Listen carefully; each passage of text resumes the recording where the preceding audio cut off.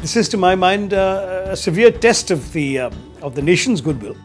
This is now deeply entrenched in the political culture of our parliamentary practice. A cinema theatre is a place to show films, not to show patriotism.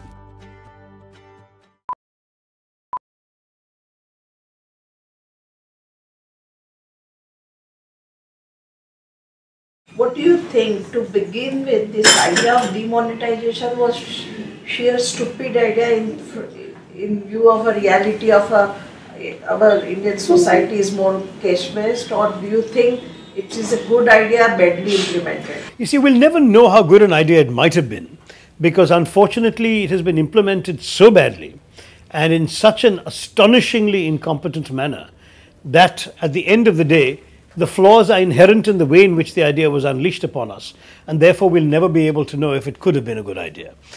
The problems go to such basic elements of planning as not having enough replacement currency ready before you spring this on the nation, that 86% of your currency suddenly becomes illegal in 3¼ hours time from when I finish speaking. Frankly, that's astonishing. Secondly, of course, even something as basic as not making the new notes the same size as the old, so they could fit into the ATMs. It seems mind-bogglingly amateurish to have forgotten something as simple as that. Now you're scrambling to find 50,000 engineers to recalibrate 2.5 lakh ATMs. Then we have talk of a cashless society, which may be an admirable goal in the long term. But look at the completely absent digital infrastructure to support it. So the benefit of the doubt has been given still by ordinary people to the government for now. But how long will it last? Mr. Modi said 50 days. I don't know if you've been counting, but we're now on day 33, or 34 in fact today. So the question is, are we going to see all these problems that we're all familiar with disappear in another 16 days? Honestly, not. And I do hope that the media will remind the government of that 50-day deadline that it imposed upon itself. And I'm sure that goalpost will also shift, because all other goalposts have been shifted, so this will also be shifted. And maybe after 50 days, we'll get another 50 days, and God knows what else they'll ask for. But the fact is that this is, to my mind, a severe test of the nation's goodwill. You have in the past often voiced your disapproval of disruptions in Parliament.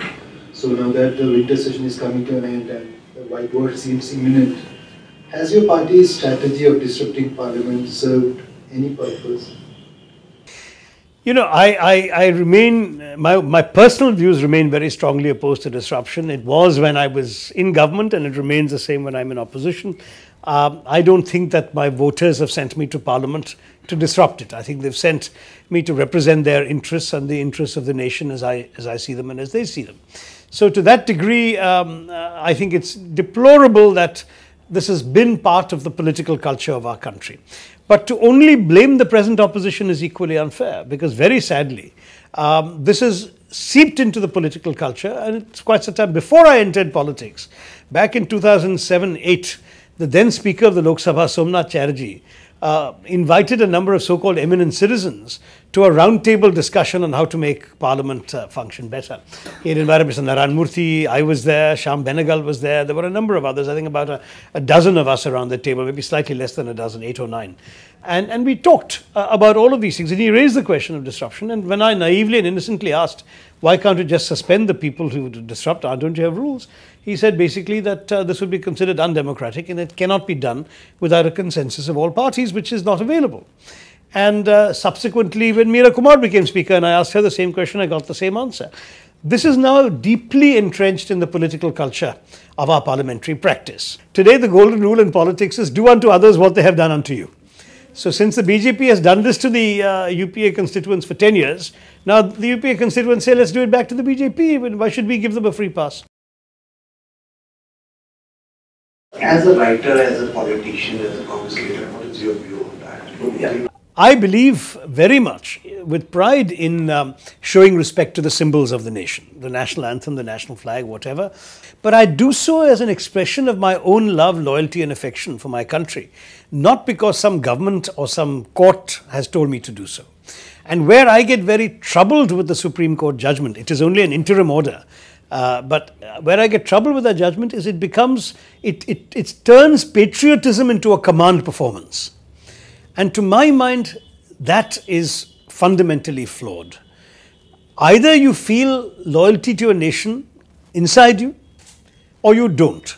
But you are not going to feel it because somebody tells you to show it.